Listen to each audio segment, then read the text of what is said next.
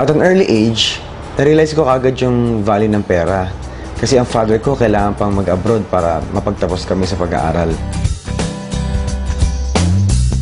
Akala ko, na nakatapos ka, papasa mo yung board exam, tapos na. Hindi pala. Pag nakatapos ka, tapos ka rin. Dahil hindi ganun kadali makahanap ng trabaho.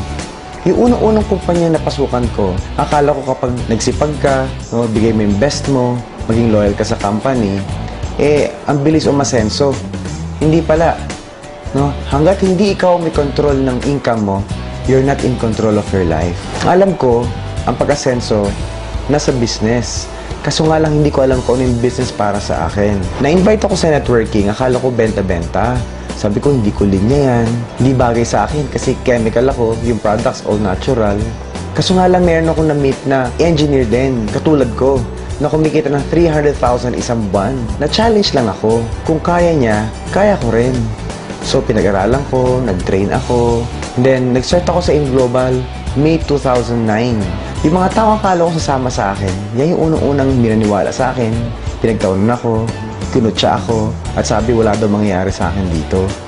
Pero dahil meron ako nakita sa InGlobal, sabi ko, itutuloy ko talaga to. Yung first check ko dito is 4,500. Naging 12,000, hanggang sa naging 60,000. Kapag sinunod mo yung sistema ng Global, lalaki at lalaki ang grupo mo. Huwag ka lang talaga hihinto. I'm averaging around 100,000 pesos per week. And dahil sa InGlobal, nakapunta rin ako sa ibang bansa. Ilang beses na akong pabalig-balig sa Hong Kong. Nag-Asian cruise na rin ako. Pumunta kami sa Singapore, Malaysia, Thailand. Because of InGlobal, 2 beses po ako nakapunta ng Amerika. Ang una naming stop, Springville, Utah. Punta kami ng Olympic Village, nag-skiing kami, nag-snowboarding kami. Punta rin kami ng Moab, yung mga rock formation nakita namin. Come to where the flavor is. Come to Marlboro County. Then punta kami ng Las Vegas. Nag-helicopter ride kami. Punta rin kami ng California, sa Universal Studios, isang Anaheim Disneyland. And doon kami nagpakabata talaga. Nag-stay kami sa US for 2 weeks. Lahat po libre. All expenses paid by the company. May pocket money pa kami. In 2 years, nakabili po akong 3 sasakyan. Yung first car ko, Montero. Yung mga kaibigan ko, nung nagsimula ako dito, ay nila maniwala. Nulumbas yung Montero ko, hindi naman sila makapaniwala. Yung second car ko, Hyundai Tucson, pang coding. And wala pong isang buwan, after ko binili yung Tucson, binili ko po yung third car ko.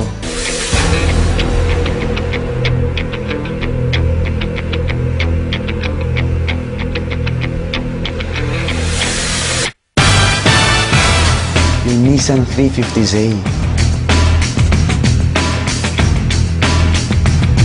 Baliw na baliw talaga ako doon. Ito po yung sports car na ginamit mismo sa Tokyo Drift. Kahit na hindi mo pangarap, kahit na pangarap ng kapitbahay mo, pag sineryoso mo, ibibigay ng InGlobal. And after 1 year, nakabili rin po ako ng condominium worth 5 million pesos.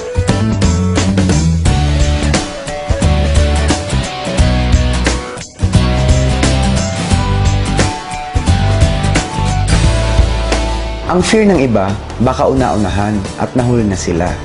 Katulad ko, after 3 years pa bago ako nag-join. Pero may prinsipyo nga ako eh. You don't have to be the first. You just have to be the best. Sa InGlobal, hindi lang naman puro pera, bahay, sasakyan nagbibigay sa'yo. Nag-gain ako ng knowledge, ng skills, na-develop yung personality ko, na-boost yung confidence ko. I was able to gain control of my time and my life. And most important, I was able to become a global ambassador of hope.